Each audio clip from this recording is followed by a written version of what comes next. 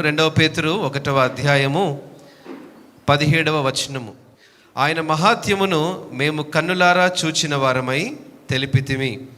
ఈయన నా ప్రియకుమారుడు, ఈయన యందు నేను ఆనందించుచున్నాను అను శబ్దము మహాదివ్య మహిమ నుండి ఆయన యొద్దకు వచ్చినప్పుడు తండ్రి అయిన దేవుని వలన ఘనతయు మహిమయు ఆయన పొందగా మేము ఆ పరిశుద్ధ పర్వతం మీద ఆయనతో కూడా ఉండిన వారమై ఆ శబ్దము ఆకాశము నుండి రాగా వింటిమి.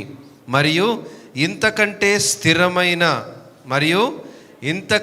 స్థిరమైన ప్రవచన వాక్యము మనకున్నది. తెల్లవారి వేకువ చుక్క మీ హృదయములలో ఉదయించు వరకు ఆ వాక్యము చీకటి గల చోటున వెలిగిచ్చు దీపమైనట్టున్నది. దాని యందు మీరు లక్ష్యముంచినడలా మీకు మేలు. మాటలను దేవుడు తన వినికిడిలో భద్రపరచునుగాక. హల్లెలూయా. క్రిస్మస్ పర్వదినంలో మనం ఉన్నాం కదండి. ఎంత సంతోషం కదా.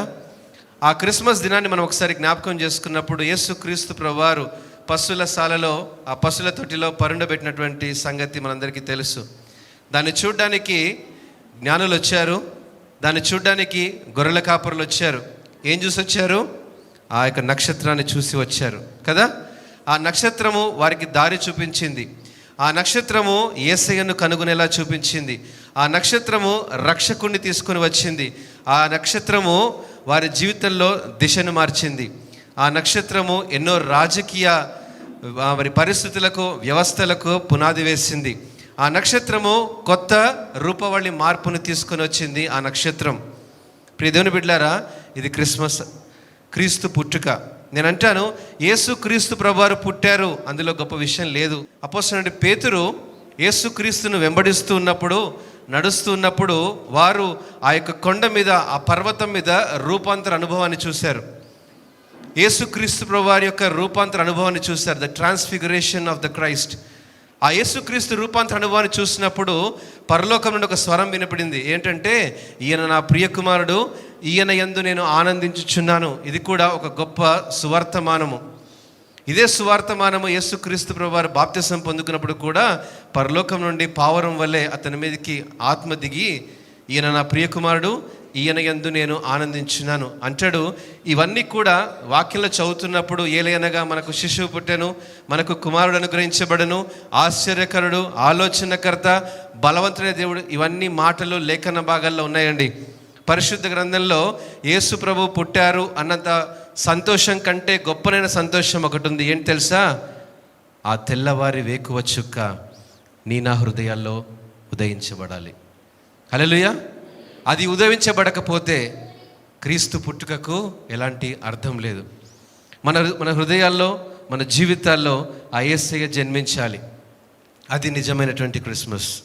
మనం ఎంతో సంతోషంలో ఈ యొక్క పండుగ దినాలు మనం జరుపుకుంటూ ఉంటాం. ఎంతో సంతోషముతో, నూతన వస్త్రాలు, నూతన ఆలోచనలతో, నూతన తలంపులతో ఈ యొక్క పండుగ దినాలు మనం ముందుకు వెళ్తూ ఉంటాం.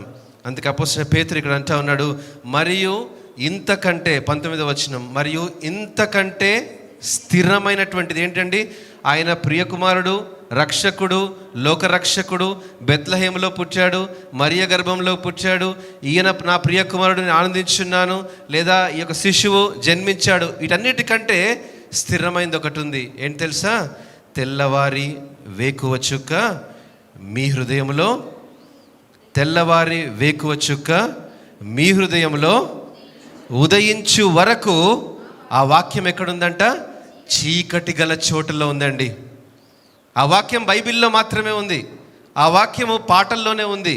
ఆ వాక్యము ఎవరో సువార్థికులు చెప్తున్నారు, ఎక్కడో వర్తమానికులు చెప్తున్నారు.